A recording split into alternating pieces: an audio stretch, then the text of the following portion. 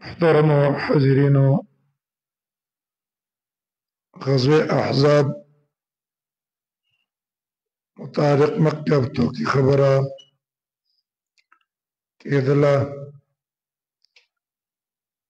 چې دا غزوه ډېره غټه تیاري وه د کافرانو د اسلام او د مسلمانانو په خلاف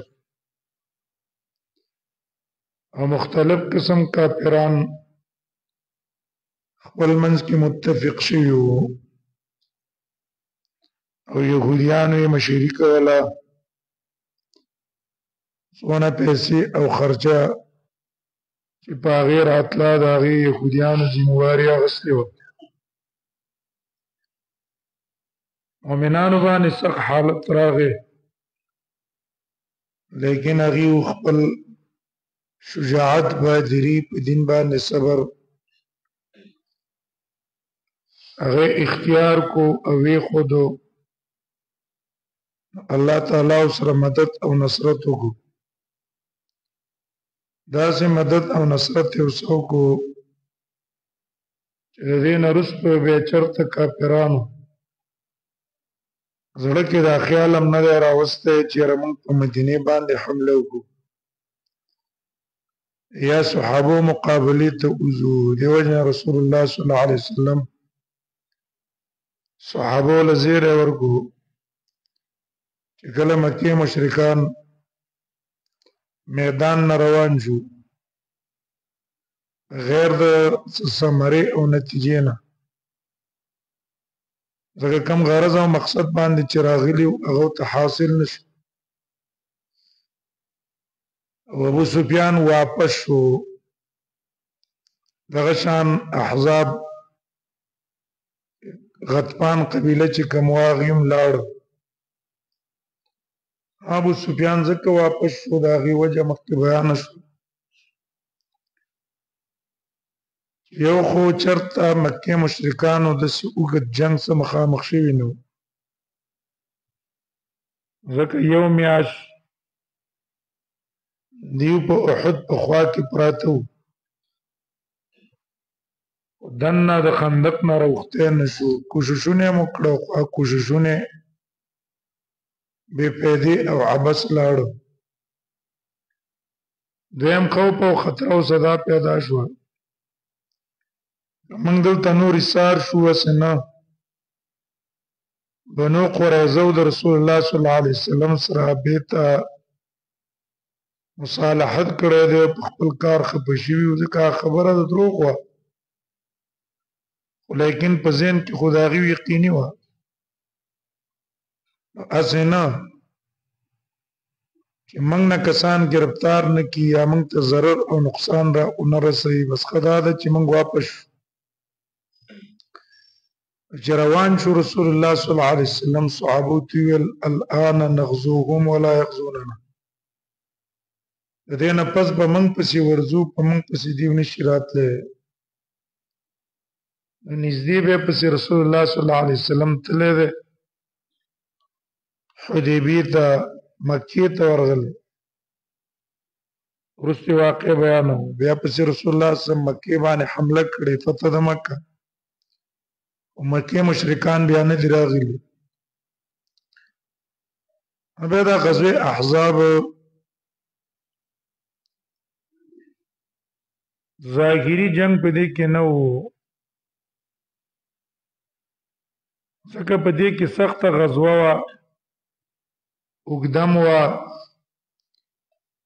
لیکن په جانبینو کې دونه مړي نه دي شوي نبی صلی الله علیه وسلم د صحابو نه شپږ کسان په دې خندق کې مړه شوي او دوه کسان رسول الله صلی الله علیه وسلم تجسس له لېږلي وو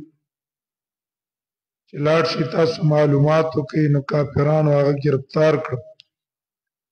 او هغه دواړه یې هلته شهیدان کړه اته کسه او د مکې مشرکان نه څلور کسان پکې مردار شو لیکن دا اعصابي جنگ ته وایي اعصابي مکه مشرکانو باندې په غطفان قبیله يهودو په دې ټول روب پریوتو چیرې د مؤمنانو سره مقابله کول لا ګران دي ورکله چې سره مقاومت وکي او کلک شي نو دشمن په زړه کې په خپل خوف پریوزي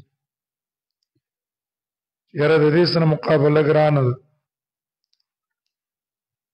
الله تعالی مؤمنانو له غلبه ورکړو منافقان امراکار کړو چې دا کسان منافقان دي په دې به دوکه نه کوي کله چې رسول الله صلی الله علیه وسلم احزاب د غزوې نه فارغ شو کور ته راغی ام سلمې رضی الله عنها کور ته راغی رسول الله صلی الله علیه وسلم لمبل غسل کو د دې لپاره دا کم ګرد غبار په موږ پریوته دی او دا جنگونه مکړي د اثر د جنگونو ختم شي په دې کې جبرئیل علیه السلام تراغه اکثر به جبرئیل راتلو نبی صلی الله علیه وسلم تبا په شکل د دحیه الکلبی براتلو او عاشر زرانها لیدلو چې په سر باندې ګرد و غبار پروتو د سیوله ک پټکې په سر باندې ګرد و غبار د واجب نواله شوی دی رسول الله صلی الله علیه وسلم تی ویلو تا اسلحه کې قصلا لام به ګرد و غبار لري کې ملائکه خلا اسلحه نه دی خي هغه خلا جنگ ته تیار دي نور جنگ پاتې رسول الله صلی الله علیه وسلم ویل کوم ځای کې جنگ پاتې دی الی ان جبرئیل السلام ته اشاره د بنو قریظه وکړه ولدا بنو قریظه چې لوز مات کو دا اوس په خپل نه دی پکار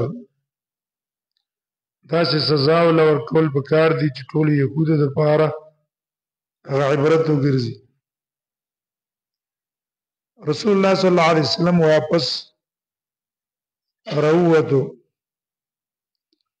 او صحابه ته اعلان کو الا لا يصلين احدكم العصر الا في بني قريظه اما زیګر منځ بنو قريظه ته ټول صحابه ورسوي یو روایت کې راځي د ماسپخین منځ روایت د مسلم کې د ماسپخین منځ ده بخاری روایت کې د مازیګر منځ ده او دواړه روایتونو کې همدغه یو استاد د امام بخاری او د مسلم دواړه روایتونه صحیح دي ورسول الله صلی الله علیه وسلم چا چې د ماسپخین منځ کړي وو هغه ته حکم کو چې تاسو مازیګر مونږ بنو قریظه ته ورسوي او چا چې د ماسپخین مونږ نو کړي هغه ته چې د ماسپخین مونږ بنو قریظه ته ورسوي التبه وکي اشاره غیمه دیو نه روایت کې مازیګر راغی بل روایت کې ماسپخین راغی دوانه د سونه صحیح دي د احادیثو کې کله او الفاظ دوانه قسم راغلي یو راوی نقل کی بل راوی بل الفاظ نقل کی محدثین داغي په منځ کې تطبیق کوي صحابه روان شو بنو قریظه ته هغه صحابه دو قسمه روایت د بخاری کې راځي بعضی کسانو د مازیګر منځ قضای کو رېجی ماخام شو ماخام نرستول ته ورسېد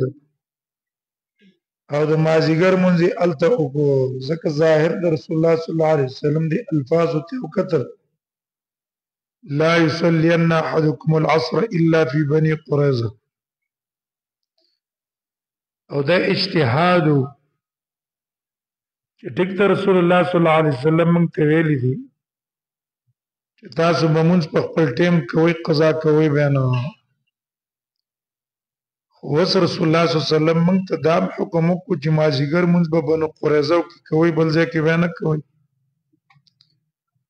دا رسم نه کی منع د مخکینی منع د پاره استثناء شو عذر شو خیر الته رسول شي ظاهر عمل کو وکو مازیګر مونږ الته ورزه ادم دغه خندق کې دی او قتل چې رسول الله صلی الله علیه وسلم ما سپیخیم مازیګر مونږ قضا شوه ما خستنه داغي قضا را وړي دغه سه منګل بم دا مازیګر مونږ کول جایزي بنو قرزه ته به رسو بعضی صحابه چې علم والو هغه کته چې د رسول الله صلی الله علیه وسلم خدا مقصد نه دی چې موږ د مازیګر مونږ الته ورسو قضا دی بلکې غرض د رسول الله صلی الله علیه وسلم دا دی چې تاسو تعدی کوي بنو قریظه او تزان ورسوي دې مطلب دا نه دی چې کینی مونږ عمل ته ورسو پلار کې وبمس کوي پلار کې خوراک مکوي ضرورت په بنا باندې سړی خوراک کم کولای شي اسکا کم کولای شي مستمراري منظم کولای شي او به ضرورت به ساری کې نه بنو قریظه ته وزن رسه دی استمنز د مازیګر په لار کې وکړو دته اجتهاد وي دا اجتهاد د صحابه راجح په نسبت تا قبل اجتهاد حدیث کې راځي رسول الله صلی الله علیه وسلم چې خبر دي لم يعنف واحدا منهما يوم تم سونه ویل چې تاول مون نا وخت دی ولې نه کو او نه دي نور ته ویل چې تاسو ته کوم ویلو چې ما جګر مون په بنو قریظه ترځوي تاسو ولې بنو قریظه ته نه رسو په لار کې اونکو یو باندې رسول الله صلی الله علیه وسلم بدی ونه ویل دی حدیث کې من تاسو ته خاص کر هغه علماء ته چې هغه په اجتهادي مسائلو کې تعصب کوي او دونه درجه ته رسیږي چې بیا جانب مقابل ته گمراه وته وي بدعتي وته وي شریعت نه وتلې وته وي هغه ته په دې حدیث کې درس ہے ور یو مسائل اجتهادي یو عالم اجتهاد کو داغت اجتهاد په ذریعہ مسله معلومه بل عالم ته په اجتهاد باندې بل مسله معلومه نو ټیک ته د تحقیق کوي ځان برسي حق ته چیر کم راي زید لیکن ابل چې اجتهاد او طاقت حق هغه کار شوی د عزت بوسنه لري بيدینه بوته نه وي اسلام نه به خارج نه وي فاسق بوته نه وي مسلمان به غني مینه بوسه ساتي محبت بوسه ساتي د ارچا خپل راي تعصب بنه کوي دا تعصبات اکثر هغه انسان کوي چې هغه سره علم پوره نه وي چې پوره علم په دلایل سره او خوف آخرت او د الله یره په زړه کې وا دا انسان په داسې مسایلو کې تشدد نه کوي د چا څونه داسې درجه کې خلاف کوي چې هغه بل ته بيدینه وي او دا د صحابه طریقه مو یو صحابي به یو رایا بل صحابي به بل رايوه ندی صحابي پاغه تنقید نه دی کړی چې ته بس ما رائے چله او زما د رائے نه به خلاف نه کې. عمر بن خطاب بارک کی راضی رضی الله عنه دا غر رائے دا یو انسان دی هغه ته جنابت راغې جنوب شو او بنشتره چې پاغي باندې غسل وکړي دا د پاره تیمم جایز نه دی. درې ورځې وب مند نه کړي که څلور ورځې مند نه کړي که پنځه ورځې مند نه کړي دی به مونځ نه کوي. کله چې وب پیدا کړي به غسل کوي د دې منځونو قضایي به راوړي. دا د عمر بن خطاب رضی الله عنه مذهب ده رائے ده او دا د عبد الله بن مسعود مذهب او رائے هم ده. امام بخاری امام ابو داود د ټول علماء دا دغه مذهب نقل کړی دی په حدیث کې. ابي عبد الله بن مسعود د خپل مذهب نه رجوع کړی ده.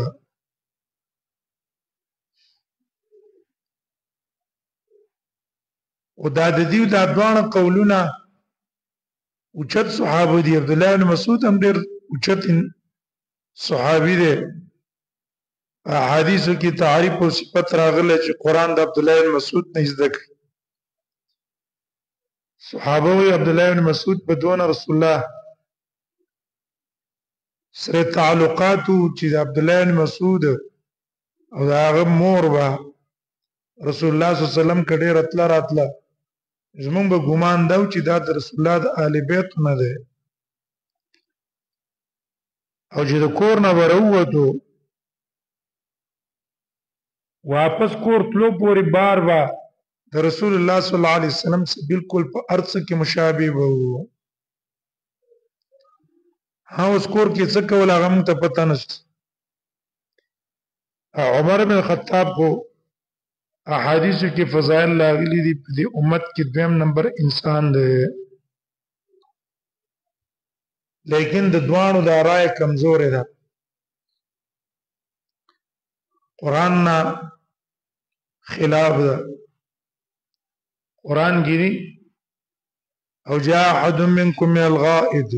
او لامستم النساء فلم تجدوا ماء فتيمموا صعيدا طيبا.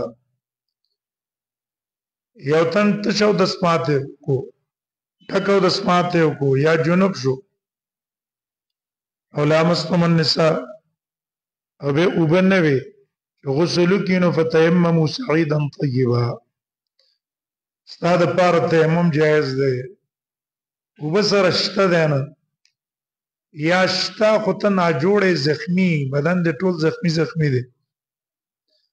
و دې لمبل نورم بیماری یا بنت یخی دی سخت جمع دی وبسم کنګر دی ګرمېدو څه اسباب نشته کته په دې خو به علام به بیماریږي نه جوړه کېږي. و په دې ټیم کې شریعت موږ ته اسانتیا ویلې ما جعل علیکم فی الدین من حرج. موږ دین کې سختیا نشته موږ د پاره تیمم جایز دی.